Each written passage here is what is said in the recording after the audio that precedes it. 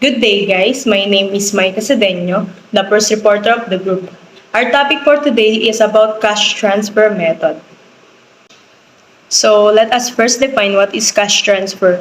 It is a direct transfer payment of money to an eligible person. Literally, when we say cash transfer, ito yung paglipat ng pera mula sa isa na meron papunta sa nangangailangan or kung saan dapat siya mapunta. For example, may inapot ako sa yung pera. Isa na yun sa halimbawa ng cash transfer. Another example is, bumili ako ng food sa Jollibee. Of course, I have to pay for what I bought. Nagbigay ako ng payment sa cashier or receiver. In that situation, nagkaroon ng cash transfer method. Ganun lamang siya kasimple. So, ang cash transfer na pinag-uusapan natin dito is most likely more on its usefulness pagdating sa business. Check payment. So when we say check paper, it is a special kind of paper that you can use to pay to someone else. For example, bumili ako ng sasakyan. Instead of using a cash, mas maganda gumamit ng cheque. Less hassle, hindi mo na kailangan mag-withdraw, lalo na mas secure at convenient ito. It can be difficult also for thieves to use it because they are personalized bank check. Mechanics of a check payment. So, the first one is mail float. Ito yung time wherein the firm or payers issues a check. So, when we look at the first mechanics, the payment is delivered through the postal service. Nagkaroon ng mail float process when Portland Cement Company issues a check to pay for their supplier. The second one is about processing float process. It is about the time when the payer received the check. So, in the situation, nung na-receive ng supplier ng Portland Cement Company yung cheque, it is where the processing float happened. The next are availability float and presentation float. Availability float is the time when the check is deposited and when it is available to the recipient. Such situation, ma-identify mo agad yung availability float when it is said that the check is generally no longer than 2 days. The last process is presentation float. It is when the check is deposited and when it is charged to the payee's account. Check process flow. This check process flow represents the mechanism. Ito yung mga step na sinusundan para yung check or pera natin ay ma-process. Remember, it is very important for us to know and understand each float because ang pinag-uusapan natin dito ay pera. Investing float-related funds. If company has significant cash holdings, then it may be worthwhile to spend time investing in float-related funds.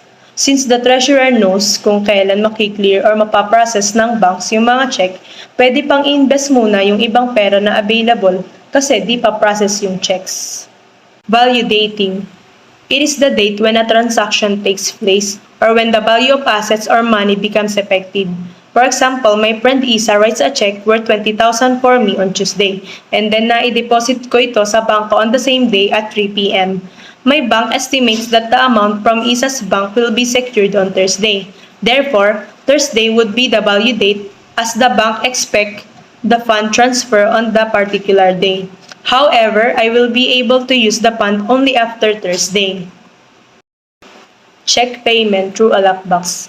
Lockbox banking is service offered by the commercial banks to the companies wherein the payment made by the customer is directed to the special post office box rather than to the company.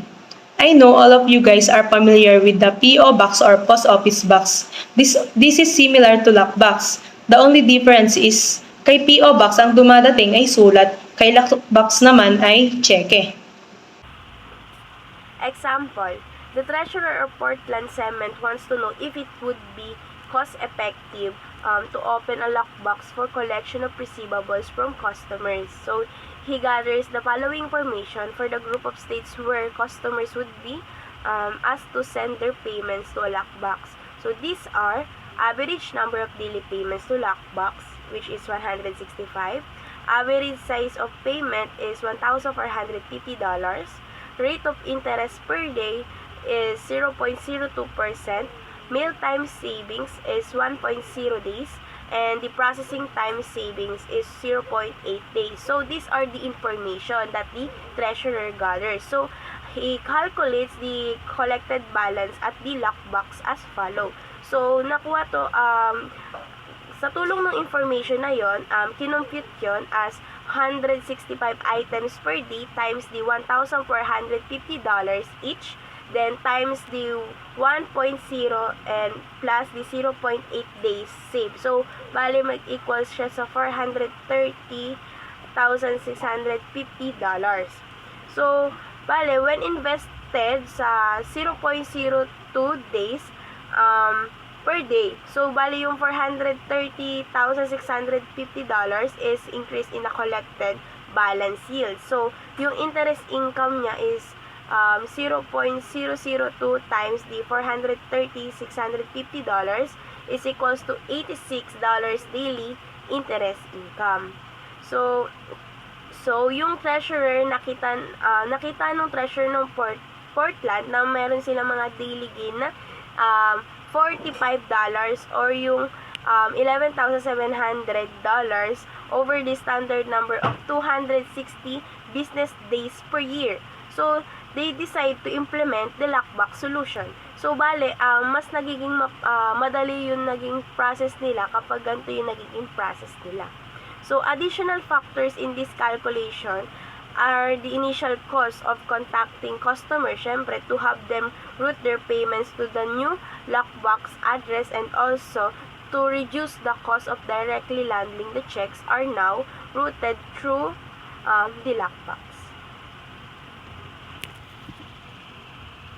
Remote deposit capture. So, it is a service that allows us to check or deposit our check, and also to check our savings account without visiting in any branch or any ATM machine. So, itong service na to is efficient way para makapag-deposit tayo ng mga check natin, and also para ma-check natin yung mga savings account natin nang hindi tayo pumupunta sa mga branch. So, itong service na to then is magagamit natin through smartphone lang. So, para magamit natin this kind of service, nangangailangan lang ito ng mga certain compatibilities. Katulad dun sa mga megapixels niya. Dahil kailangan niya na mas magandang autofocus para dun sa pagka-capture ng mga receipt, ng mga payment, or anything na need para dun sa padadalhan. And also, dito din kasi is maganda dito, mas na-scan siya ng maayos and mas malinaw siyang nagagamit. Para kapag sinend or pinadala dun sa mga certain na padadalan or pagbabayaran is mas malinaw siya. Yun yung mas magandang good way niya din, and also mas magandang part ng service na yun. Remote disbursement. It is a flow that can be also used by the company's payment. So when it comes to float, it is refers to the time difference when the payment has been made. Example po nito yung mga check, and between to the fund that actually withdrawn from the payer's account. And remote disbursement also is a cash management techniques that use of the companies to strategize and also to increase their float. And may kakayahan din yung company to control their disbursement account in different parts of the country. Wire transfer, so it facilitates money transfers electronically across the network of banks and transfers agencies around the world.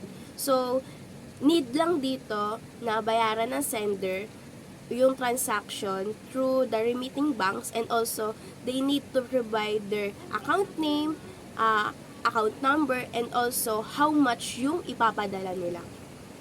ACH payments, or we can call it automated clearinghouse. So, isa siyang electronic fund transfer sa pagitan ng mga bangko and mga credit union na katulad nga ng mga automated clearinghouse. So, ginagamit ito para sa efficient way na pag-direct transaction, direct deposit, or pag-transfer ng mga funds. Ginagamit din ito sa mga direct pag-deposit ng mga buwanang sweldo ng mga empleyado, and also ginagamit din nila ito para dun sa mga needed nilang bayaran between them dun sa mga business matters nila. ACH debit or automated clearinghouse debit.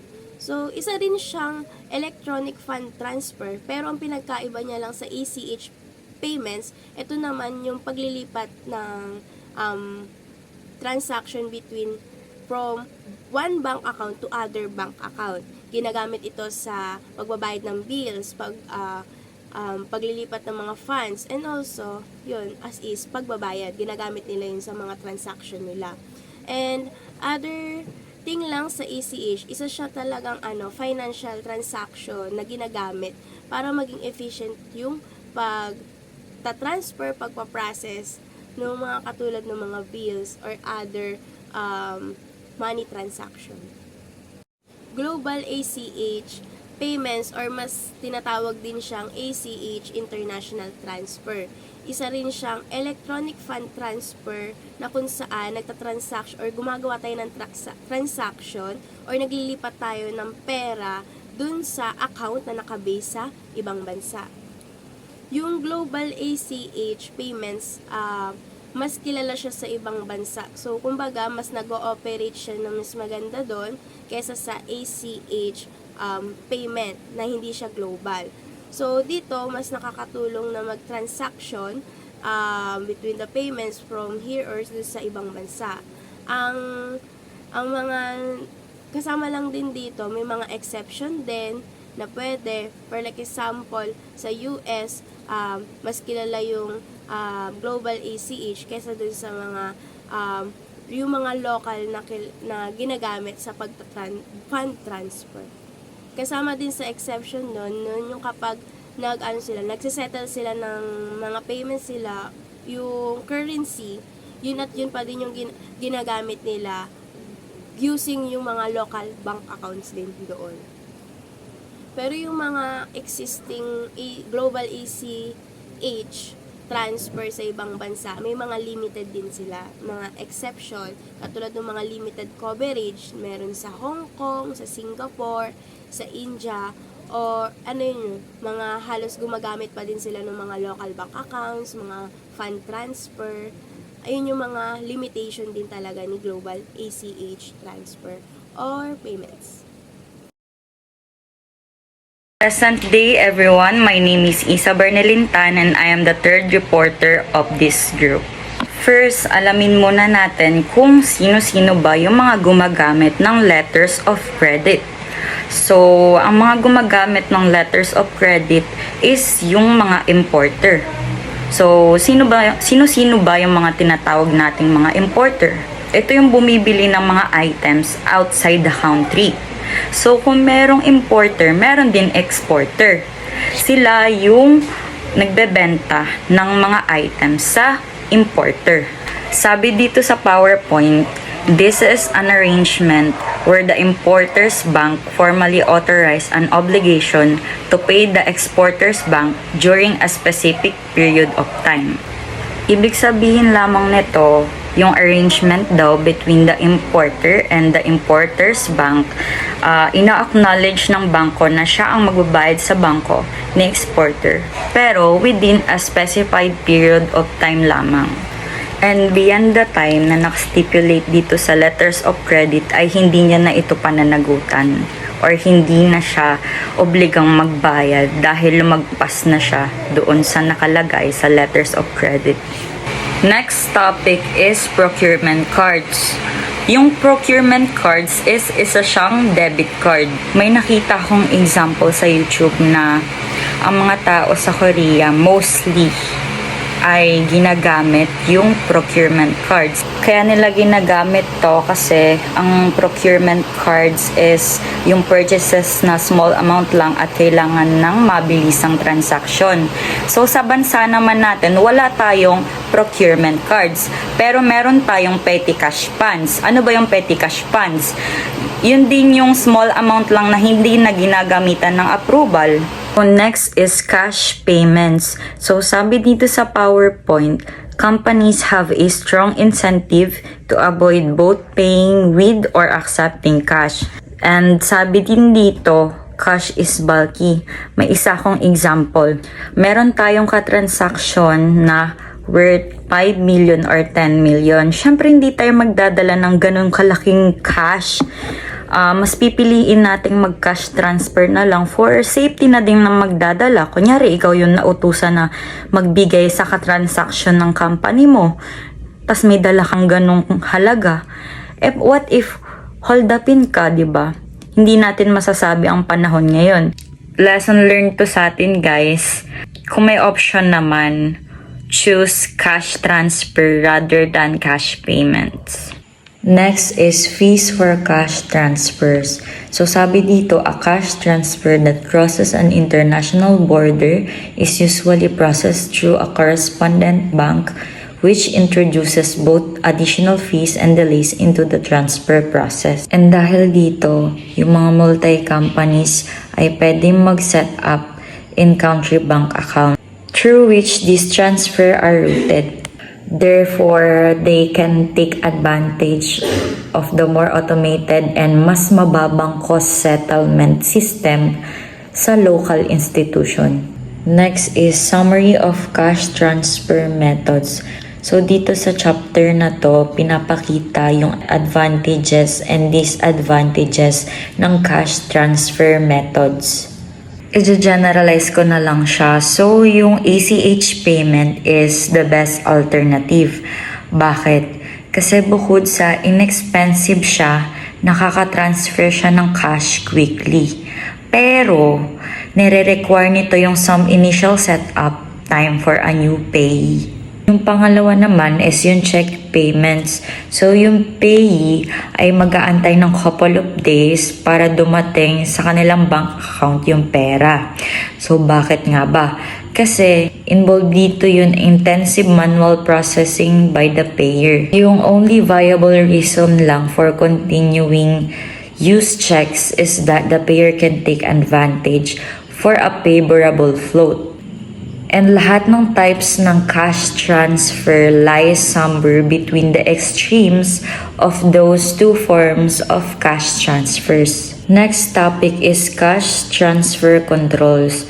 So dito naman is dinedescribe dito yung both basic and enhanced controls for multiple types of cash transfers. Next is control for check payments. The control system for check payments assumes that a fully documented packet of payables information has already been created, which contains receiving, purchase order, and supplier invoice information.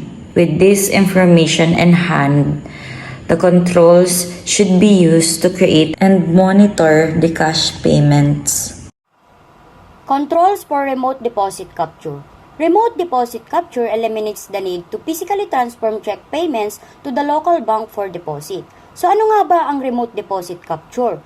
Ang remote deposit capture ay isang technology-based method na kung saan ang mga banks ay tumatanggap ng checks for deposit gamit ang electronic images instead of paper versions. So, remote deposit capture is not only more convenient for bank customers, it also benefits the banks themselves. So, meron tayong dalawang uri ng remote deposit capture, ang verify receipt by the bank and train for handling of foreign checks. Verify receipt by the bank is typically it refers to the process na kung saan ang bank confirms that it has received a payment from customer account. This can be done through various means such as sending an electronic confirmation or a physical receipt.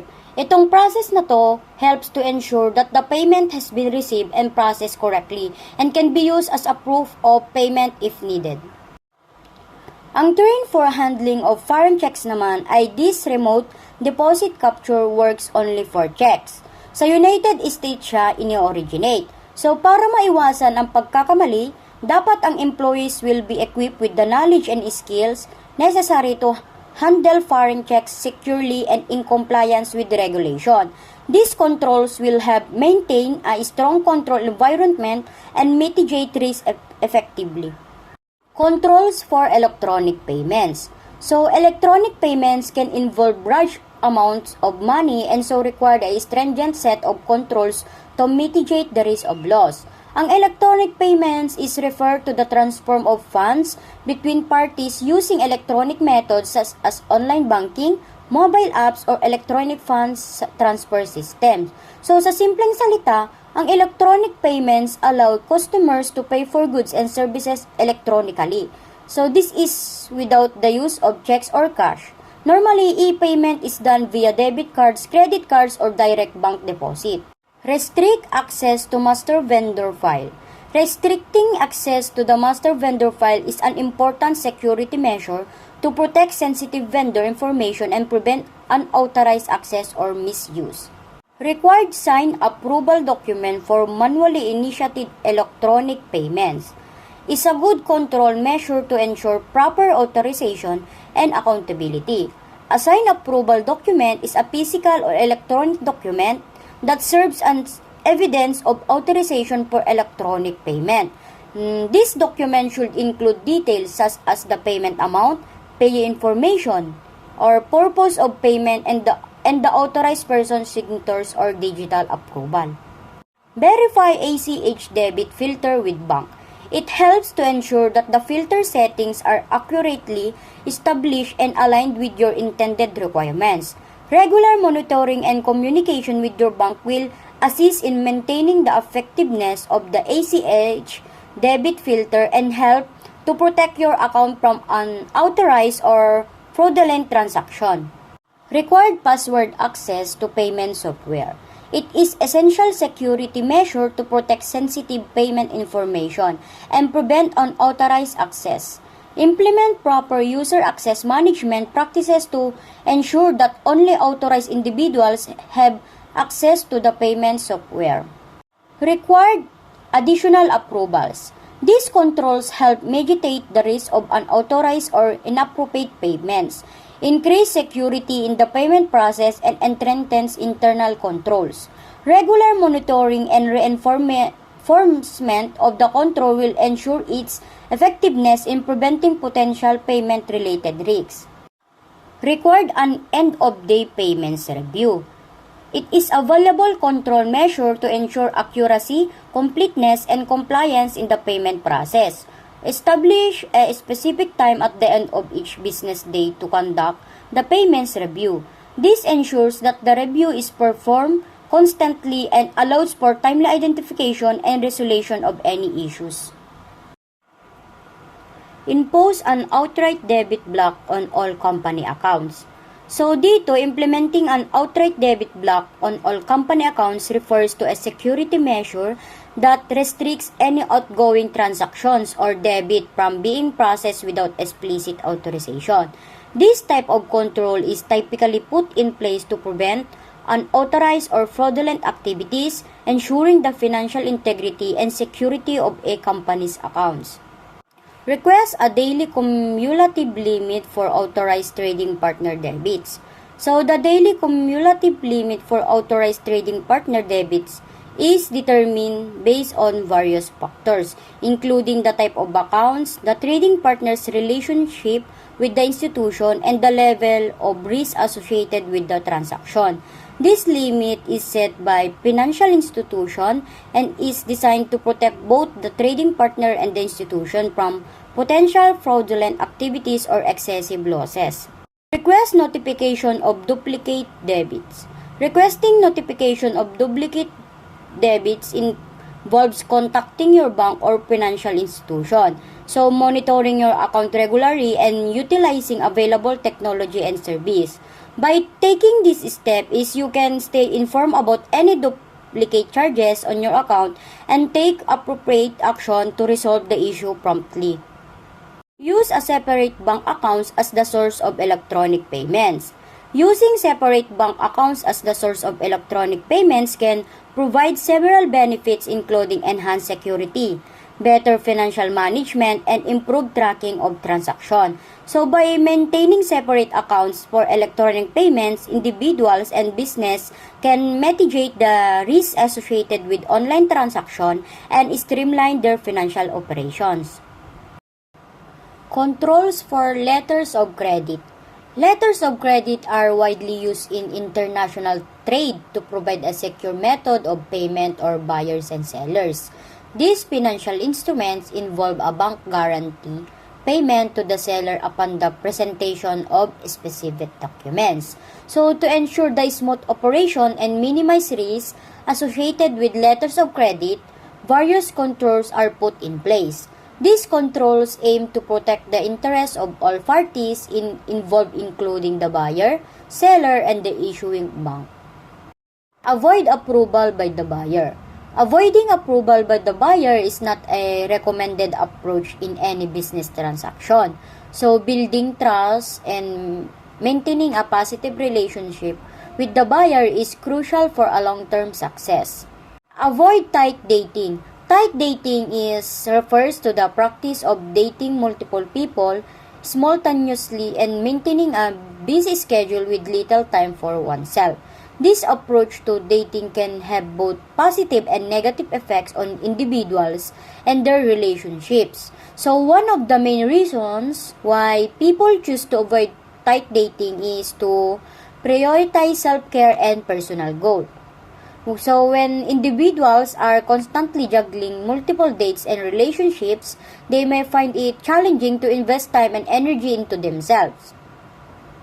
Minimize presentment documents. When we talk about minimizing presentment documents, we mean reducing or simplifying the amount of information and the format of the documents to have them more concise and efficient. Required a financially strong issuing bank. A financially strong issuing bank is crucial for individuals and businesses seeking stability and security in their financial transactions. Thus, a bank should possess a solid financial foundation, risk management practices, and a strong credit rating. Additionally, it should have proven track record of successfully issuing and managing various financial instruments. Required confirmation by a U.S. bank. To obtain confirmation from a U.S. bank, there are several steps you can take depending on the specific purpose for which required confirmation. So it is important to note that each bank may have its own specific procedures for providing confirmation. It is advisable to contact the relevant bank directly for precise instructions tailored to your requirements. Required payment prior to buyer possession. When it comes to transactions involving the sale of goods or property, it is not uncommon for sellers to require payment prior to the buyer taking possession. This practice is often implemented to protect the seller's interest and mitigate potential risks associated with non-payment or disputes that may arise after the buyer has possession of the item. Hi, good morning. I am Angelica Shalos Cercado, one of the reporters of Group 2. 2.6 Check Payment Procedure. Procedure Statement or Tribal Number Treasury 08. Subject: Steps required to create, sign, and issue check payments. Number 1. Purpose and Scope. The accounting staff follow this process when writing check to be issued, and it also contains crucial process control points. Procedure. There are 8 procedures in printing checks. The important things that we need to know in printing checks are the report should be viewed and approved by the controller, and also indicate any items on the report that are not scheduled for payment in the payables database. And the other procedure should follow. 2.2 Sign checks. Number 1 is you need to make an appointment to sign checks with the controller. Number 2, if there's a problem or error in signing checks, you have a backup documentation that you need. Number 3, during the check signing process, sit next to the controller to answer all the questions. Number 4, when using a backup person, be sure to let the controller know which checks were made and when. And number 5, make sure that a second authorized signers sign the check. Many consumers send money electronically these days. but occasionally it may still be necessary to pay by check. Checks can be ordered from banks or third-party printers. It's important to note that there are several different kinds of checks, including personal checks, career checks, and travel checks. They may come with different fees and different ordering protocols. The way you fill out each check is generally the same. The importance of paying checks is they are a secure way to transfer money, since the payee is the only one who can instruct the bank to transfer the funds to their account. The advantage of paying check is no convenience fee, the safe way to send money, and proof of payment.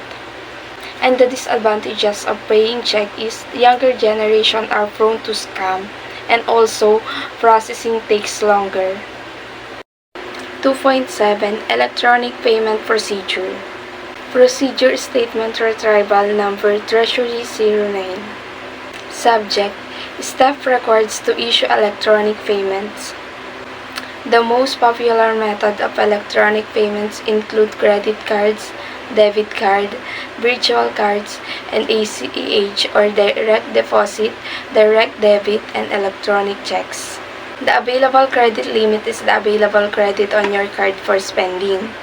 After all your spending at that particular time, example, here in our country, most common na maging credit limit natin is 40 to 50k. Pag na-reach nila yung ganong level ng budget nila, maaaring ma-decline yung pagbili nila sa isang product or supplies. So, sinasabi lang dito na hindi ka dapat maglagpas sa iyong credit limit. Electronic payments are multi-phase, fast, secure, and convenient for the both business and consumer. They can eliminate barriers to sale, improve cash flows, and ensure transparency in your business finances. The advantages of electronic payments is convenience, security, and reduced costs.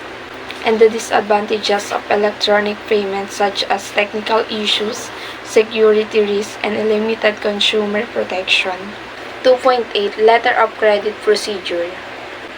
Procedure Statement Retrieval Number Treasury 10. Subject: Steps required for processing a letter of credit. A letter of credit is a document sent from bank or financial institute that guarantees that a seller will receive a buyer's payment on time or for the full amount. Letter of credits are often used within the international trade industry. Letter of credit are used to minimize risk in international trade transaction where the buyer and the seller may not know one another. Banks collect a fee for issuing a letter of credit. And the advantages of letter of credit is reach out to new market and also seller gets timely payment. The disadvantages of letter of credit: time-consuming process, high cost, and the risk. 2.9 Procurement Card Payment Procedure. Procedure Statement Retrieval Number Treasury 11. Subject: Staff records to pay with a procurement card.